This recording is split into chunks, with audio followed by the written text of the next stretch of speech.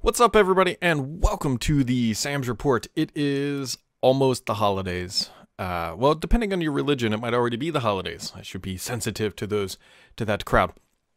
But Christmas is on Monday. We have the New Year's following that, and yeah. So typically on this podcast, I would do like what I use, because people always ask, and I like to do that at the end of the year to kind of look back and say, okay, this is what I used during 2017. But that'll probably be pushed off to next week, because there's actually a lot that came out this week. A lot of stuff happened. And if you've been following along, this is actually the first live show in probably 3 weeks, maybe 4 weeks. So a couple weeks ago I was in Hawaii and I did a show there, but it wasn't live. And then last week I was in Florida, doing a bunch of planning meetings for 2018. And so I'm happy to be home. I'm happy not to be on an airplane. I don't mind traveling, but I got hit kind of hard with like 3 trips really close back to back.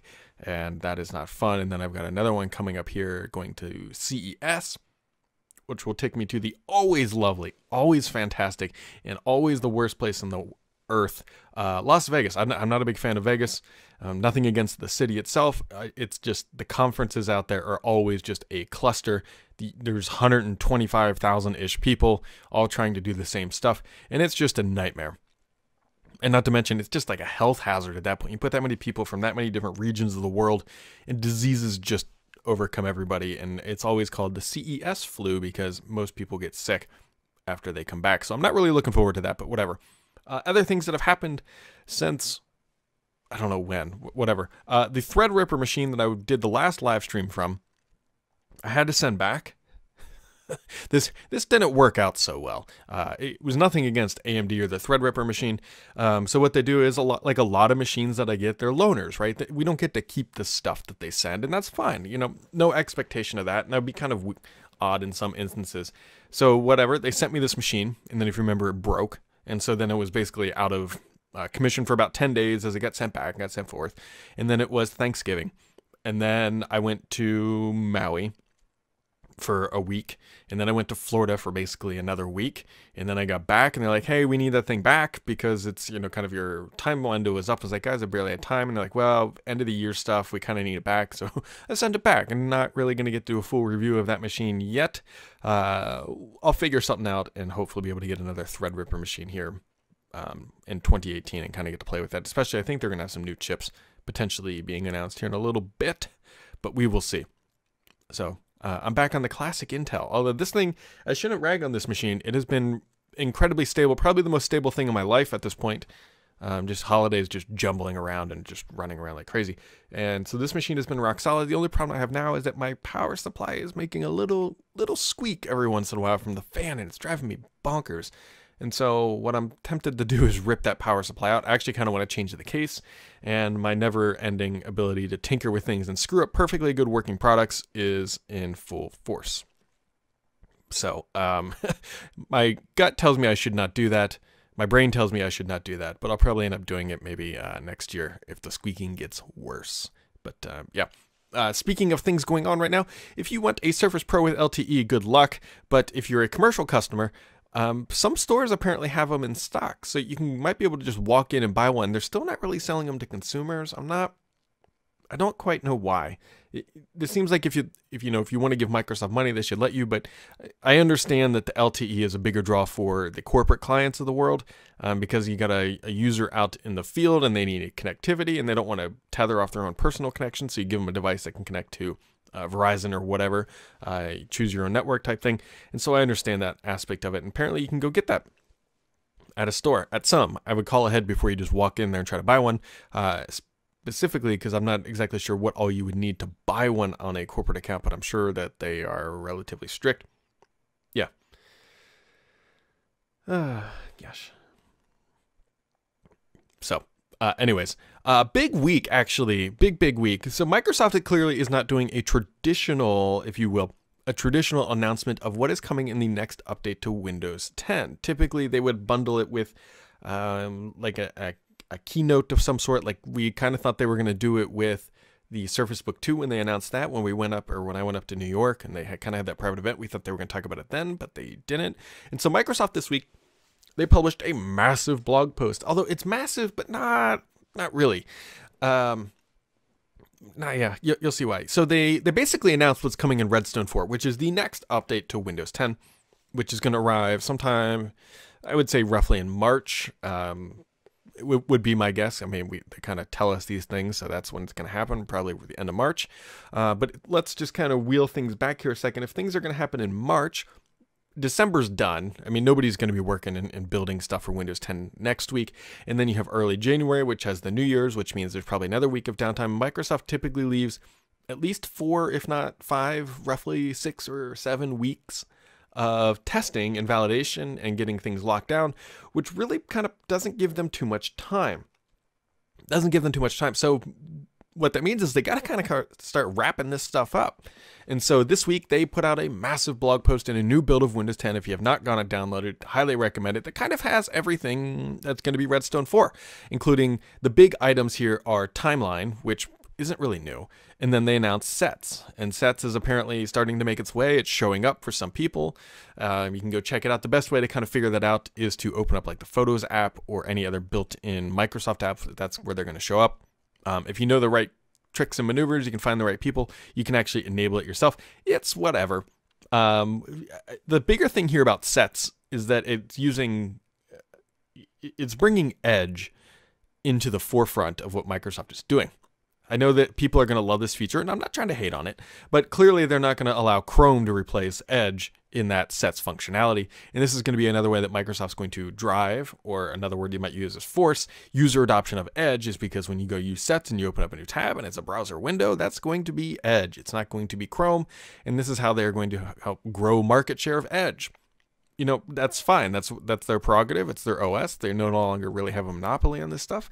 And that's what they're going to do to fight back against Chrome and Firefox. And this is how Microsoft is going to keep Edge relevant. And no, they are not going to dump it. Somebody said Microsoft should just kill Edge. There's no reason to use it or to develop it. Fully disagree. Microsoft is going to just start baking this stuff deep into the OS. And here's the next thing. I bet this kind of functionality would happen a lot earlier if it wasn't for a little thing called the European Union. But here we are. And we got lots of goodness. But you know what? I'm happy for it because the more Edge is used, the more Chrome has to innovate and the more Firefox has to innovate. It's a good thing for the end user that there are 3 major browsers because they're all fighting for your market share and mind share, and the end user wins. But anyway, so you can go check that out, Timeline Sets. The one thing that has not been announced, and this is making me really nervous, Cloud Clipboard. The one thing I've wanted, and if Cloud Clipboard doesn't sound familiar, what it allows you to do is that if you copy something on, let's say Windows 10, you can then pull up what I believe they're going to integrate it through SwiftKey. You can then paste it in SwiftKey. It's basically a cloud connected clipboard. You can copy things between devices very seamlessly, very quickly. I don't know why this is continuously be pushed off. They've had this type of functionality for a while that they never really shipped. I think it started as one clip like 4 or 5 years ago, and then we're still not here. And it's Microsoft. It still is not in the build notes, and it makes me very nervous because that's like, how many times are you sitting there with your phone and you're looking at something on your PC and you're like, I want to get it on my phone. So you just right mouse click, and imagine you can just right mouse click, copy on your PC, and then 2 seconds later, it's on your phone. You don't have to email yourself. You don't have to send yourself a message. This is like crazy good functionality. And I really, really want it. And Microsoft is continuously pushing it back. And so I'm not saying it's not coming yet, because there's still a couple weeks where they could integrate small little features such as that. But as of right now, it's not showing up, which is making me nervous. It really is. A little drink here. Somewhat dehydrated this morning. No idea why. No idea why. But yeah. The other thing you need to know, and this is kind of more on the enterprise side of life, is that Windows Defender Application Guard is now coming to Windows 10 Pro for people who are running Windows 10 Pro in small and medium-sized businesses. This is actually a pretty big deal. It's a great little security feature and helps keep the malicious stuff away as long as you're using Microsoft's browser. Again, you know, they're putting that caveat on it, but it's actually a great little tool for helping keeping your network clean and functional and malware-free. So there you go. All right, other big things that happened this week, and this is this is biting Apple in the butt really, really bad. So there's this whole iOS battery life throttling of a CPU inside of these phones. And so there's always been the conspiracy theory that, hey, when a new version or a new iPhone comes out, the old one gets slower. And, you know, I've kind of believed that, and I think anybody who's ever used an iPhone says, yeah, that's kind of real. And so now it actually is absolutely real. Apple, so, all right, I'm going to put a pause here. So Apple said that this is true. Now, there are some very oddly phrased journalists out there, or writers or bloggers out there saying Apple announced this a year ago at a private event where they invited a select handful of bloggers that I think Apple invited only because they are spin masters, and they knew that they could influence them to get them to write a more positive slant on this post. Supposedly last year with the iPhone 6S, maybe, something like that. And anybody that, the bigger people who kind of write about this stuff are like, no, we never got invited to that. And so you can go, you know, make your own conclusions about that small group of people who are cheerleading this stuff versus the people who are like, what the shit is this? And so here's the deal. If you have an older phone, it's your battery life degrades. This is physics. It doesn't matter. A lithium ion battery will never be as good as the very first day it was used. That's just how it is, right? You use it, it uses a very small amount of capacity every single time, and battery life degrades. And after a while, your battery life gets less. And so what the argument here is that as the battery life decreases, the max voltage it can put out during peak performance also goes down. And so what Apple said they are doing is that they are slowing down the clock speed of the CPU to better align to the output of the battery so that it kind of remains stable and gives the user better battery life, but then at the side effect being that your phone actually physically feels slower. And so, you know, that theory, I somewhat buy into that. That's fine. You know, that's not the end of the world. What's the end of the big deal here is that Apple's just kind of not been telling anybody that they've been doing this. Worse, they don't give you an opt-out. That's kind of the big thing. It's like, you know what? If I better have better performance and worse battery life, I think I should be the one to choose that. Now, granted, Apple can pick whatever they want as default because their user base is generally a more simplistic user and they just kind of want things to work, and that's probably why Apple made this decision. But the fact that they weren't transparent about that they are intentionally slowing down your device the older it gets is a big deal in my opinion, because this is happening on phones. I think it's probably safe to assume at this point it's probably happening on iPads. The question is it happening on their laptops? Now, obviously, it's not happening on their Macs because they don't have batteries. But it's more of a transparency thing at this point in my mind, is that Apple should have been clear and says, hey, we do this to give you a better, longer experience, but this is the trade-off. And the fact that we can't undo that is a big, big issue in my mind. Worse is the fact that you can't easily just replace the battery. You can no longer just like pop the back off and just slap a new battery in there. So it's really frustrating that they were just kind of keeping this out of the limelight, and then now it's kind of come crashing down on them, saying, yeah, people are actually pretty pissed because they'd rather have better performance because batteries, I don't know, you know, it's... The other question too becomes is at what point does the battery throttle or the CPU throttling turn on? Like, is 10% loss of battery life the reason why they do it? Is it 50%? Is it? We don't really know. It's too arbitrary, and you losing control of the device that you paid for, especially if it's an iPhone X. Imagine when they're going to start throttling a $1,000 phone, and you have no control over this. And so Apple's kind of on the wrong side of the PR. You know, which happens with them. This isn't the worst thing that's ever happened in their history, but it's just kind of a big slap in the face to the users who have for years been saying, hey, my phone is slowing down. And everyone's like, no, it's just a conspiracy theory. But in fact, it was actually true. So, yeah, I don't know. Anyway, speaking of other things Apple is doing, which I do think this is a much bigger deal, is Apple supposedly in 2018 is really going to blend the lines between iOS app and Mac apps, and they're going to start bringing the Mac or iOS apps to the Mac, which I actually think is a very big deal because iOS apps are typically pretty high quality, and now that they have really high res screens, they're going to look good on a Mac.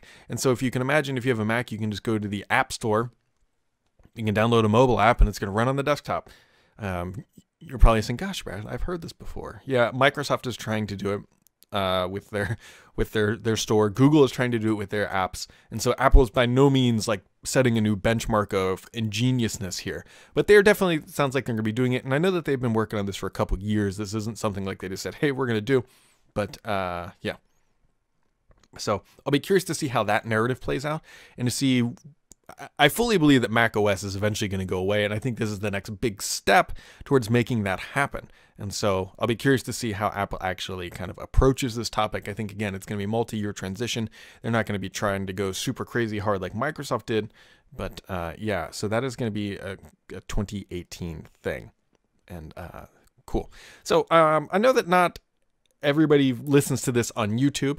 A lot of people, actually, the majority of people listen to this podcast through RSS. I've also been posting a lot more videos up. Like earlier this week, I did a review of the 1080 Ti. When I was in Hawaii, I did a bunch of stuff about the ARM stuff.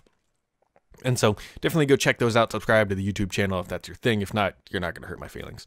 Other things that happened this week: Chrome in the Windows Store. This was odd. Apparently, Google and Microsoft can't make this work out. But basically, if you go to the Windows Store right now and you search Chrome, there's nothing. And then so Google put a cheap little app in there that you downloaded it, then it opened a link to the web browser, and then you could download Chrome. Microsoft got pissed, Google got pissed, and so they're back to basically square one.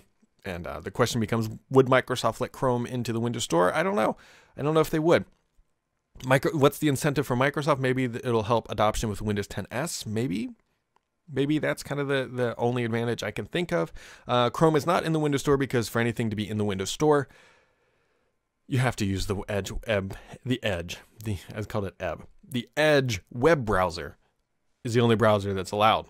Kind of the Apple iOS thing. You can put anything you want in the App Store as long as it's running WebKit, which is Safari essentially. And so there you go. I don't know if I haven't heard anything about them, because basically Microsoft would have to make an exception, but it's kind of not, because there's apps in the Windows Store, and I know it's not a perfect one-to-one scenario, that run an app based on Electron, which is sort of like a web, it's sort of like Chrome. And so, yeah, we'll see. We'll see. Microsoft would have to make a pretty big exception, and it's really going to come down to, what does Microsoft value more, the success of Windows 10s or the success of Edge in the Windows Store, or the success of Edge, not even the Windows Store. So what would be really helpful, Microsoft, if you're listening, which I know some of you are, is just to put Edge in the Windows Store. I know it's getting 2 updates per year. That's great, but it would still be awesome if it was actually just serviced through the Windows Store, behind the scenes, and all that goodness. So there you go. Okay. Other things that happened this week. So Andromeda device, this sort of, I don't even want to call it mythical, because I know it's real. This device that Microsoft is building, that is a Surface Mobile, a Surface Pocket, a Surface Foldable, whatever you want to call it. The patents have been out, and the patents reveal very clearly a device. And so an individual named David Breyer put together some renders, and I popped them in here. And so this thing looks, if I'm completely candid, I have very mixed feelings about this device. You can see it kind of here in like a TP or A-frame design. Here you see it folded flat. And what he did was he took the renders, or the patent, and created these renders. So there you go. You can kind of see, and this is my favorite one because I love this burgundy color. And so what you see here is like USB Type-C, and then it's clearly got 2 screens, fold, pen support, and this is what it could potentially look like. Now, this thing looks very nice. I'm not going to argue that. I mean, these renders that he did look absolutely wonderful. I'll just leave it on that one for a second. And so what you can see here is sort of like a foldable, pocketable, sort of mobile computing device. And so I think it looks great. First off, I'm fully convinced at this point that this thing is running ARM, because why would Microsoft build something like this and slap an Intel chip in it when they already have Intel-based products? There's no real reason for them to put an Intel chip in there, unless Intel is coming out with a new chip, which I don't think they are. I think anything, it would make a lot of sense if that thing was running like a Snapdragon 845. So it's clearly got to be ARM-based, probably cellular connectivity, LTE, all that good stuff. Long battery life, hopefully. But here's my problem with this device. And somebody's going to be like, oh, you're just hating. But like, I don't quite know what I would use it for. And I'm trying to be like really optimistic here. Like, I think this thing looks gorgeous. Like, I like, look at this. I mean, that looks really neat. And I think it's going to come down to the size and the footprint of it. But to me, this is okay. So it's not as one-handed friendly as, say, a smartphone, but it's not as useful as a laptop. Granted, this is basically a tablet. And tablets, as we all know right now, aren't doing gangbusters in the sales department. So I'm trying to figure out what is the killer use case here for this thing. And so for note taking, I think it would be exceptional. And that actually gets me pretty excited because I take a lot of notes when I'm out in the field. But it's not going to be cheap. I already know that I'm hearing price points of like $1,000 potentially. And granted, don't take that for what it is. These are very kind of, basically trying to break down the parts and the expense and all that stuff. It's going to be a niche device. It looks neat. I'm not going to argue that. Like I'm very highly intrigued about this thing, but I don't know what the killer use case is for it yet that's going to say, you know what, I'm going to buy this instead of an iPhone. Granted, if it has LTE and cellular connectivity, you can make phone calls and do all that stuff. But again, why would you buy this over an iPhone? It's not for the apps yet, but I would suspect, if it's running ARM, it should be able to run classic applications. And so, yeah, you can make cellular calls off of it. I think Microsoft would just put like an unlocked chip in there and say, kind of put your own eSIM in there. I just wonder what the killer scenario is that's actually going to help move this thing. And maybe there isn't one. Maybe this is Microsoft just saying, hey, we need to support the ARM platform. We want to come up with something unique to show what it's capable of doing. And there you go. Because the typing experience on something like this isn't going to be great. We all know what it's like to type on glass. And so, yeah, I'm very intrigued by this thing. I'm very intrigued to see how Microsoft is going to approach this and what they're going to do. It may not even ever ship. Microsoft's been known to cancel things at the very last minute. So that's still very much a possibility. But I'd love to know what anybody else thinks is the kind of the killer reasoning. Now, it could be something to do with AR and VR. I know that Alex Kipman is working on this in some capacity. And so that would be actually helpful for Microsoft. This could be the beginning of their kind of their mobile play into that field. And maybe that's it. Maybe it gives you a better AR VR experience. That would be kind of neat.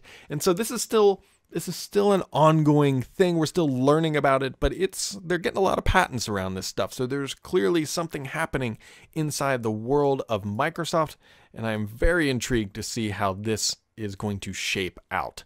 And excellent renders, by the way. If it does look like that, that'll be kind of a little showstopper right there.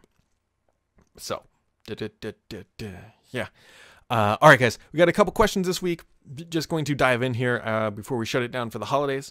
Is that Simon says, are you using any two-factor authentication systems other than Microsoft Authenticator for Microsoft sites? No, I'm not. I actually really like Microsoft. I think, let me rephrase that. Microsoft Authenticator, I think, is one of the best authenticator apps there is. It works exceptionally well. You log into OneDrive.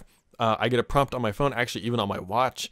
And so all you do is it says, hey, it gives you a unique code. It'll just be random 3 digits or 3 letters and 3 numbers kind of intertwined, and says, is this login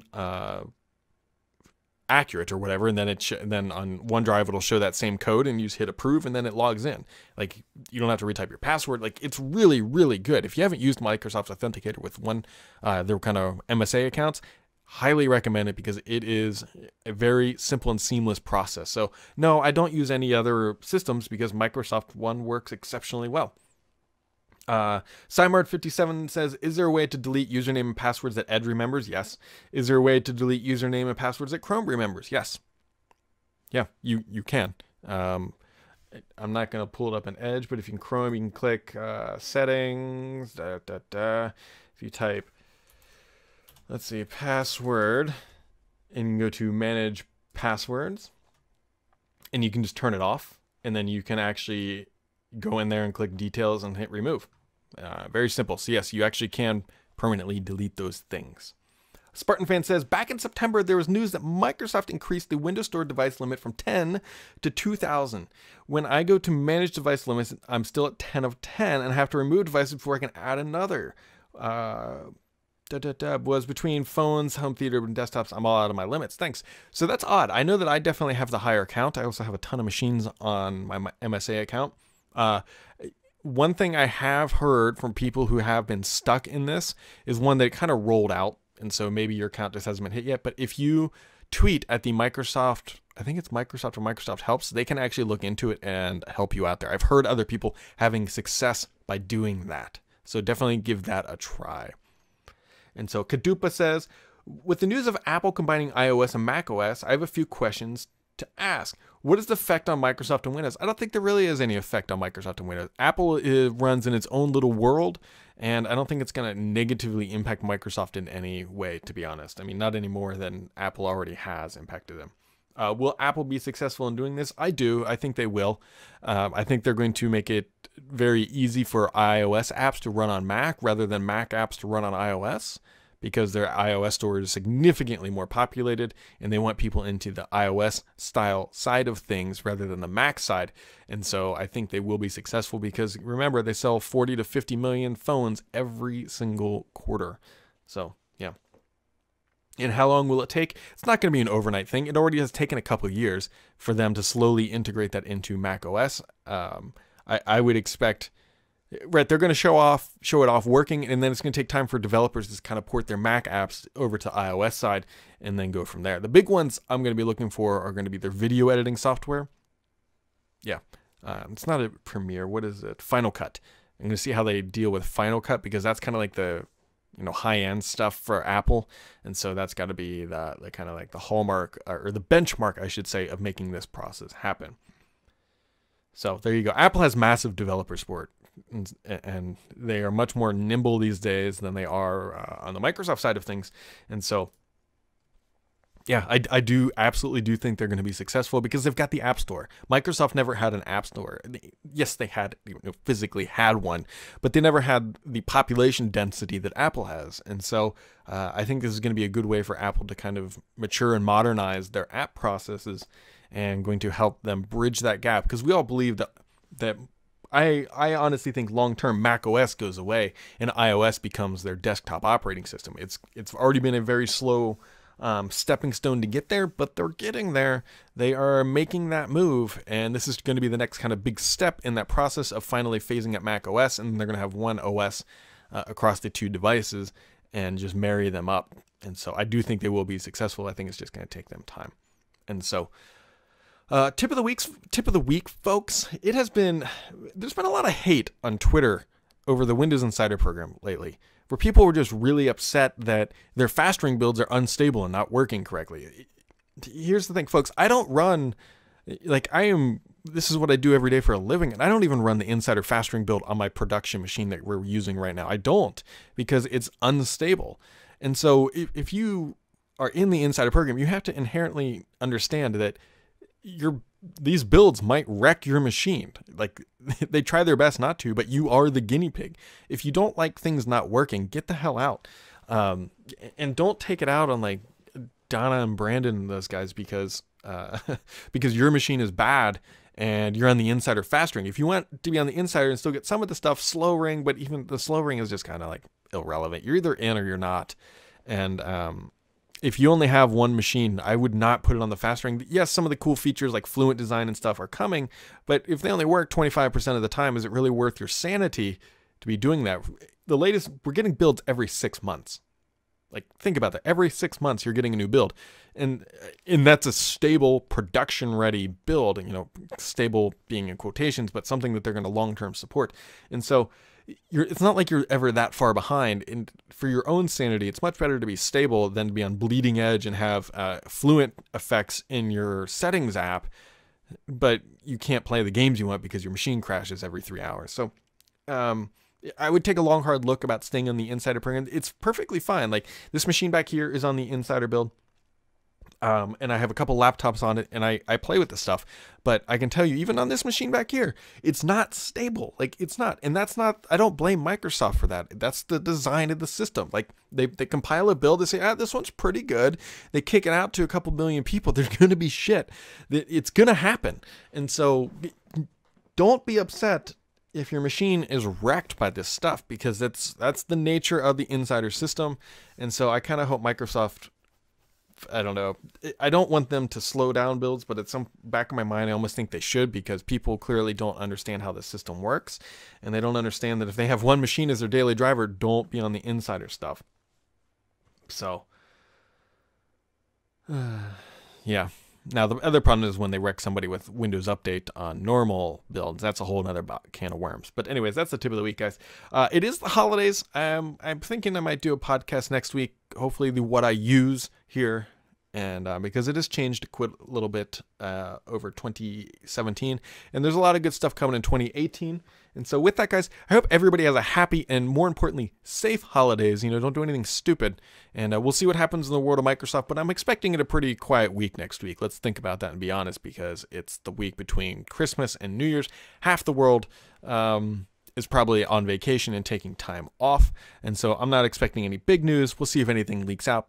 But with that, folks, have yourselves a wonderful holiday. We'll catch you right back here next time on the Sam's Report.